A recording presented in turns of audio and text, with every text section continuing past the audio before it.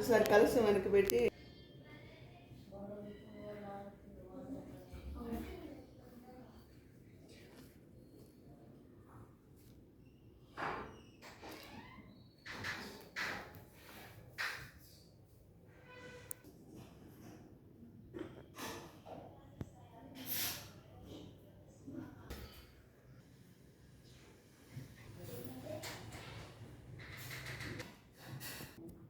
శ్రీ శివాయ గురువే నమః.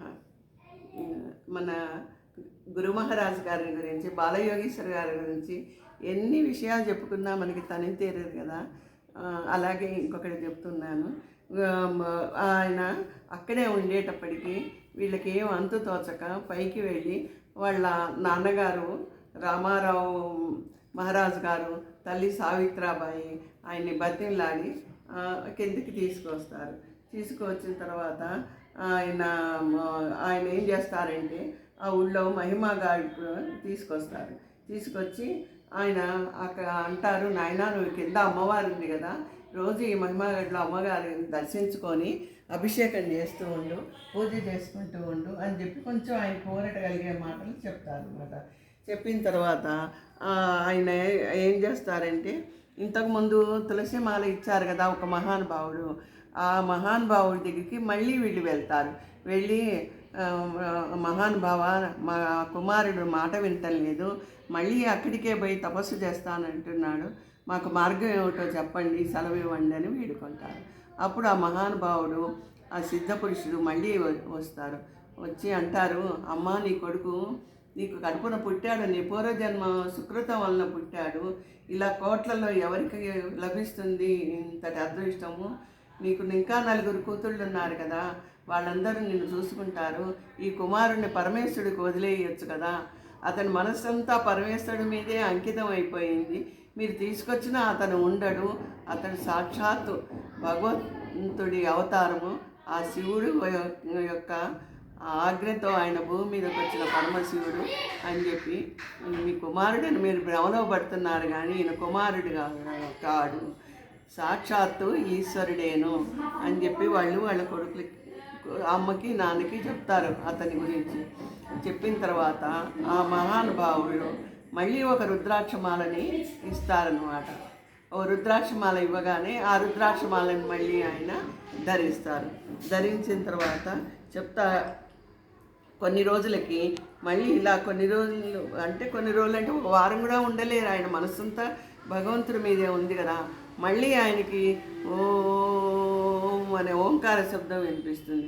వినిపించే చెవులల్లో మారుమ్రోగుతూ ఉంటుంది. నేనున్నాను, రా రా అని పిలుస్తున్నట్టుగా ఆయనకి అనిపిస్తూ ఉంటుంది.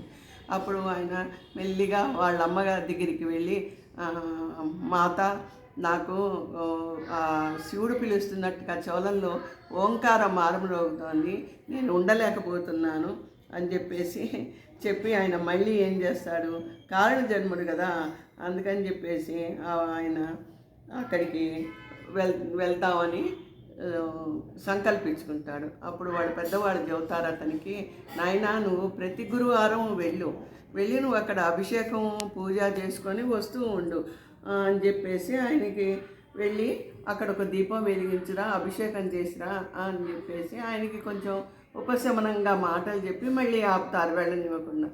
అలా ఉండేటప్పటికీ ఈ రామారావు గారు కూడా కొడుకు తోడు వెళ్తారనమాట.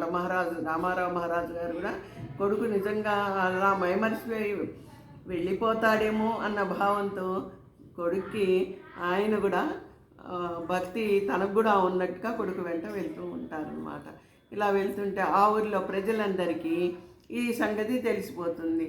ఈ పైన శిఖర క్షేత్రం మీద బాలభగవాన్ ఉన్నారు అని మళ్ళీ అందరు భక్తులు రావటం మొదలు పెడుతూ ఉంటారు. అట్లా వారానికి 2-3 సార్లు అందరూ వస్తూ ఉండేవారు. ఈ భగవాన్ గారు కూడా హోమం అభిషేకం ప్రతి గురువారం చేస్తూ ఉండేవారు. అయితే ఒక బ్రాహ్మడు భక్తి కొద్దీ ఆయన దగ్గరికి వస్తూ ఉండేవారు అన్నమాట. ఆయన ఇదంతా చూసి ఆ శిఖరానికి ఆ బ్రాహ్మణుడే పరశివ్ శిఖర్ అని పేరు పెట్టారనమాట. అందుకని అప్పటి నుంచి ఆ క్షేత్రానికి పరశివ్ శిఖర్ క్షేత్రం అని పేరు వచ్చిందనమాట. మన భగవాన్ గారు భగవంతుడిలో ఎలా లీనమైపోయి ఆయన అలా తపస్సు చేసుకుంటున్నారో చూసారా? ఈ గాథలన్నీ వింటుంటే మన మనసు ఎలా ఉంటుంది? అమృతం తాగినట్టు అనిపించడం లేదా? కనుక మనం అందరం ఈయన గురించి తెలుసుకుంటూ ఉందామే ఎప్పటికప్పుడు. ఎంత అమృతం ఎంత తాగినా తనివి తీరదు అంటారు చూసారా? అలాగే మన గురువు గారి చరిత్ర, బాలభగవాన్ గారి చరిత్రని తెలుసుకుంటూ ఉందామే భక్తితోనూ. హరహర మహాదేవ. ఓం నమ శివాయ. మీ విజయ భ్రమరాంబ.